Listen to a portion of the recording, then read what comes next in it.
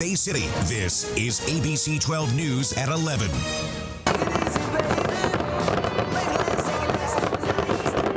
The 2018 Bay City Fireworks Festival finale taking place tonight, and what a fantastic show.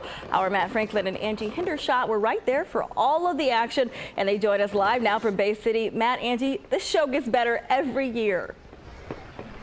It does, Cheri. You know, we say that, but it's the truth, honestly. Sure, back to you, Cheri. Thank you. And JR, we couldn't have asked for a more perfect day for the fireworks finale. Oh, no doubt about it. After a couple of brutally hot, humid days earlier in the week, yesterday spectacular. Today, I don't know if you could have had a better day at all. Temperatures this afternoon, 80 degrees this evening. Readings gradually settling back through the 70s. And right now, just a little bit of a haze in the air up over Bay City. Otherwise, we're still looking at clear skies. Full forecast coming up.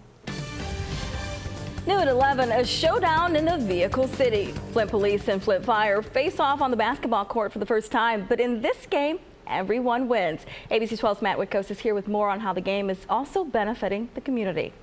Yeah, Cheri, these two fierce rivals left everything out on the court tonight. New tonight, officials will discuss whether voters can have a chance to change the way legislative districts are created. The Michigan Supreme Court is holding a rare summer session. Members for Congress in the Michigan House serve 10 years, but critics want to change that to 13 years. They submitted enough signatures to put the issue on the November ballot. The Supreme Court meets on July 18th. And Saginaw police are investigating a deadly shooting Saturday afternoon. It happened a little after 12:30 on Ruckel Street on the city's east side. When officers arrived at the scene, they found 32-year-old Kazi Omar Williams dead from gunshot wounds. This is the 10th homicide of the year in Saginaw. Saginaw PD, along with Michigan State Police, are handling the investigation. And Burton police need your help to identify the man in this video. They believe he may have stolen 2 power washers from a local business. It happened yesterday after the business had closed. If you have any information, please contact Burton Police. A girl dies hours after being caught in a rip current in Lake Michigan while swimming near a Chicago beach. A group of teens were swimming Friday night when a rip current caught 2 girls. A 13-year-old girl died while the other was stabilized. 3 boys were also pulled from the water. My mom told him not to go. Why did he decide to go? He wanted to be with his friends. Yeah, he's okay. He's just scared. He doesn't know what's happening to his friends right now. A beach hazard warning was in effect for northwest Indiana. Police say strong waves made it difficult to swim in. And all new, an elaborate robbery heist using social media. A teenage girl is accused of luring men using Snapchat, then having her 2 accomplices rob them at gunpoint in Warren, Michigan. 19-year-old Sarah Rawls, her 21-year-old boyfriend, and their friend lured victims last week. Police say Rawls would invite unassuming men to hang out and smoke or buy marijuana. 3 separate incidents are being investigated. Photographs of Sarah on Snapchat, and her photographs would naturally attract a lot of guys to talk to her. Certainly took some planning, some thinking, and shows a deeper level of criminality. The trio were charged with 5 counts of armed robbery. Police say it's a reminder to be aware of who you meet online. U.S. Secretary of State Mike Pompeo wrapping up 2 days of talks with senior North Korean officials on Saturday. He never met with Kim Jong-un, but did sit down with other top officials. And the 2 sides had very different perceptions of what went down. ABC's Daria Albinger has the latest. 2 days. When they put those girls on my wife's chest and I saw the tears roll off her eyes and the joy, that just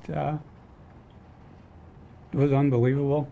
7 rounds of in vitro, 2 painful miscarriages, and a failed adoption. Kurt Fournier and his wife Vicky waited more than 17 years to experience that incredible moment. On August 17th, our 2 beautiful girls were born. And they've just been, for the short time Vicky was here, just the joy of joys. There's nothing in this world that could have made us happier. A life-changing experience, but just 8 days later, their entire world would change yet again. On that Friday morning when she wasn't feeling well, she went into cardiac arrest. I called 911 and had to start performing CPR on my wife. Nobody should ever have to do that. No man should ever have to see his wife,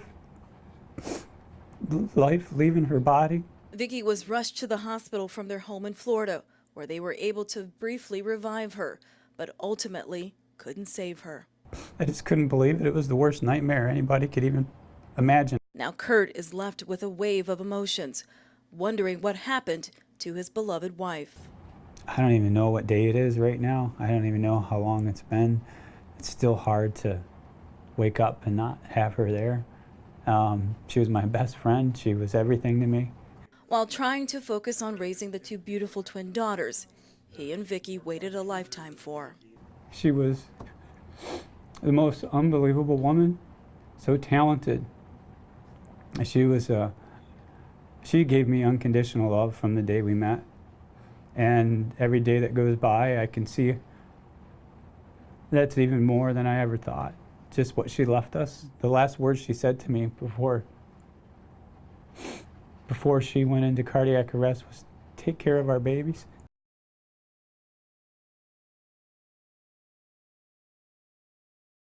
My concern is what it represents to some students in the building. There's certainly some racial undertones that can be taken with it. Bay City School Superintendent Dr. Stephen Bigelow is hoping to extinguish a fire simmering at Western High School after some students began demonstrating outside Tuesday using Confederate flags as part of their protest. My truck was parked right where that red truck is with the window, and they come across, they wrote the N-word on the back of my truck. I have a video of her doing it, and they ripped down my flag.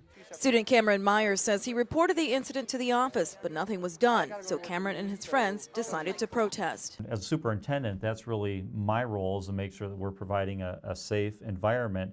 But in addition to it, one of the topics that has come up is the idea of what the Confederate flag means. And there's even arguments out there about what is a Confederate flag. It's why Bigelow says he is taking a broader approach to resolving the issue. I become concerned when I hear of other students or adults throwing out the names of the people that are associated with this as well, because again, we're dealing with minors, we're dealing with kids, and we need the opportunity to sit down and deal with it again at a disciplinary level, but also looking at it as a growth experience, and how are we going to make sure that they truly understand what this means and how it can affect other people. Cheri? Well, Terry, Angie, Crime Stoppers was awarded a more than $80,000 grant to help educate and engage the public in making their communities safer, and it's paid off big time. I just think about them all the time, and I really miss them. The pain of losing her eldest son, Martin, 2 years ago is still evident in Maria Garza's voice as she speaks of him. A heartbreak compounded by the fact that the person who took her son's life remains unknown. I want to know what happened. These are the types of cases members of law enforcement in Genesee County hope the public steps up to help solve. And I think we all felt her heart break as she spoke. So I'm urging anyone out there, anyone that's listening, if you have any information at all about the death of her son Martin, we're asking you to come forward. I'm appealing to you. And more people have been responding. Wednesday, Crime Stoppers, along with top law enforcement officials in Genesee County, came together to announce a significant increase in the number of tips being called in, thanks in part to a grant from the Ruth Mott Foundation to help spread the word about unsolved crimes. We had some really good marketing campaigns going on, and with that, we went from 29 tips the year previous up to 89 tips.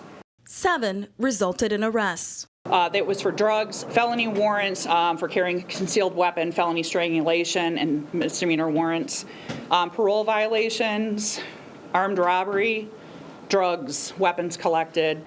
The campaign targeted the northeast side of Flint with a message to residents: your voice matters, but callers can still remain anonymous. This is a perfect tool that every citizen very seriously.